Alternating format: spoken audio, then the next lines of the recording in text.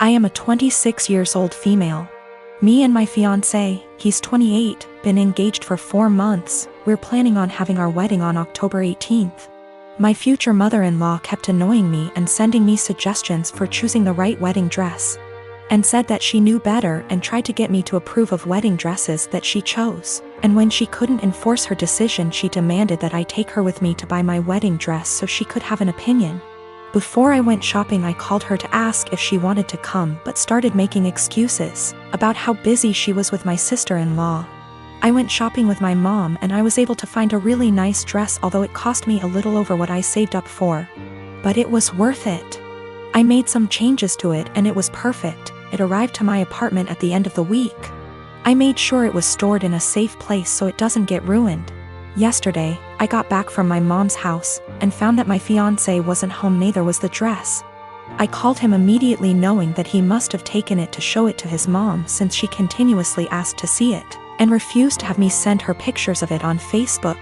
I was so mad when it was confirmed that my fiancé took it to show it to his mom. He said he was gonna be home in 30 minutes. After he went to the supermarket, I waited for longer than I had to, and then when he arrived I ran to get my dress. That was buried underneath grocery bags. I took it to check on it and its zipper was broken, and the dress itself, fabric, was stretched out. I was like, what the happened to it? My mother-in-law must have tried it on, because it looked ruined. The straps were almost loose. I had to call my mother-in-law when my fiancé told me his mom and sister took turns to try it on. I was absolutely livid. She told me she did nothing wrong and that I was making a big deal out of it. She said she'd get a replacement for the broken zipper. But I told her to pay for a new dress since it was stretched out and no longer fitting. She refused and said that I probably wasn't happy with my dress choice and wanted her to pay so I could get a new one. I yelled at her for trying it on and ruining it. That she and my fiancé were responsible for ruining my dress, so they should pay for a new one. It's done, no longer fitting. The straps are in a horrible condition. My mom said she'd pay for fixing it, but I just hate it now that someone else wore it before me. I'm mad at both of them and seriously considering postponing the wedding. My girlfriend, Rose, and I have been together for 4 years and she is 5 months pregnant with our first child. My mom seemed to really like Rose, or at the very least tolerated her, but after we announced that we were expecting, something definitely switched in her. She has become extremely rude and disrespectful towards my girlfriend. She makes passive-aggressive comments at every chance she gets. I've had to take a step back from my mother until she fixes her behavior. Rose had gone to visit her family who lives far out of town. It was a very last-minute trip, and she drove herself to the destination and back. Unfortunately, at around 6 p.m., her car broke down and she was forced to pull over. Fortunately, my brother, Chris, who's great with cars and lives about an hour and 1/2 from where Rose was stranded, was willing to pick her up and sorted everything out. I was out of the country, so I'm grateful that my brother sorted everything out for her. Chris moved back in with my mom about a year ago. Obviously, the situation wasn't the best, especially considering the tension between Rose and my mom that exists for no particular reason. But I hoped my mom could put her pettiness aside for at least a night. It was too late for Chris to drive Rose back home, so my brother told her that he would drive her back tomorrow morning. An arrangement that my mom seems to not like, but one that she managed to keep her mouth shut about, my girlfriend tells me. Rose helps prepare dinner, wash up, and actually engage in a decent conversation with my mom for the first time in ages. However, they mostly avoid each other. Chris goes to bed earlier, leaving my mom and Rose. My mom lives in a 2-bedroom apartment, and since both bedrooms were taken, Rose assumed that she would be sleeping on the couch. She apparently assumed wrong. My mom gives Rose the thinnest blanket ever and basically screams at her, telling her that she has to sleep on the floor to not ruin her couch. She tells Rose to make do with the pillows on the couch and the blanket that provides zero warmth. Rose thought about protesting, but ultimately decided against it.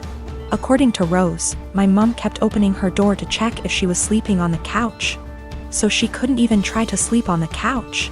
At 5 a.m., Chris found Rose on the couch and let her sleep on his bed. He ended up telling me, but told me to not make a big fuss out of it. I did the exact opposite. I called my mom, very angry, and told her that she was disrespecting her so badly. She tried to defend herself by saying that she didn't harm the baby, and it's okay for pregnant women to sleep on the floor. But I refused to hear any of it. Chris agrees with me, but told me that I shouldn't make it a fight. I feel like I'm losing my mind. I met this guy about 18 months ago, and we've been together since. He knows about my employment history, and he said that he has no issue with it. Though he did ask me to tell his family the white lie I occasionally use on my CV and stuff, which is that I was a waitress. A month ago we found out that I'm 2 months pregnant. He says this is great news, and we should move in together. I assumed he'd be moving into my place because he rents his far smaller 1-bedroom flat while I own mine. And I have room for a baby's room while he doesn't. Also, I really don't want to leave my flat. It's my flat, I love it, I could see myself living here for the rest of my life. And I don't want to lose the security of owning a flat and have to go back to paying rent or a mortgage each month. However, he then said that he didn't want to move into my place, and said I should sell it and we buy a place together. I said that I like my place, it means a lot to me that I was able to buy it. And it represents years of working my arse off scrimping and saving. He then said that he understands all of that. But we should be living together by the time the baby comes, and he didn't want to live in my flat. I asked him why not. It's a great flat, it's central to everything, it's spacious, it's got room for all his stuff. There's a daycare in the building, run//owned by another tenant, and a school 5-minute walk away, the list goes on. And he said that he didn't want to live in a flat that was bought with stripper money. That really pissed me off, and I told him no. Why am I selling my flat, and that he never had an issue with my stripper money paying for this flat before now? I said I wasn't giving up the security of owning a home for someone who tries to make me feel ashamed about something I don't feel ashamed of. He said that his point is if I sold the flat then we could get a new place with the money from the sale.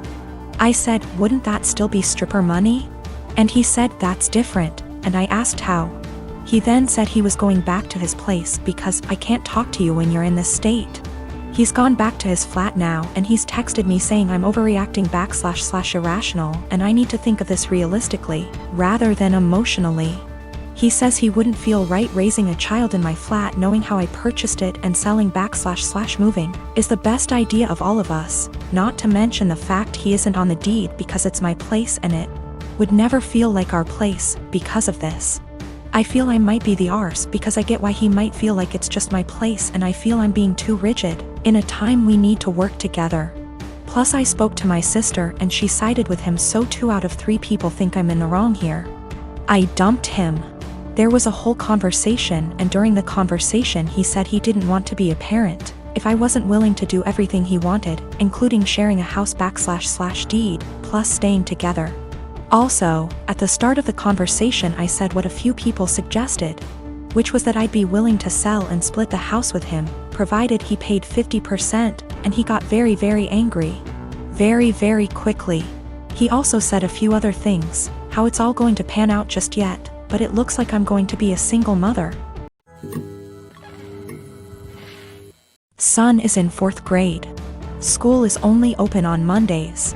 The rest of the week he is home with me. They don't do virtual learning during the rest of the week. No Zoom calls are made. No teacher actually checks in. Homework at home is not to be sent back to the school, and instead they get a participation grade the following week if they tell their teacher they completed it. It's backwards, and your students aren't being graded for the work they actually do.